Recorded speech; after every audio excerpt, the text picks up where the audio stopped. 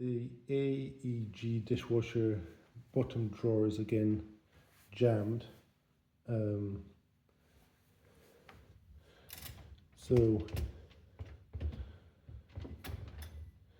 it goes up and down a bit as I'm pressing this up.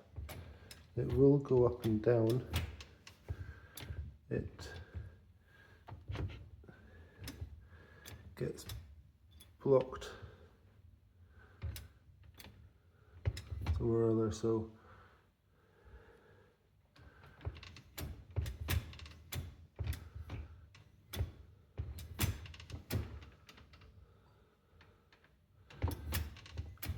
it won't go any further down.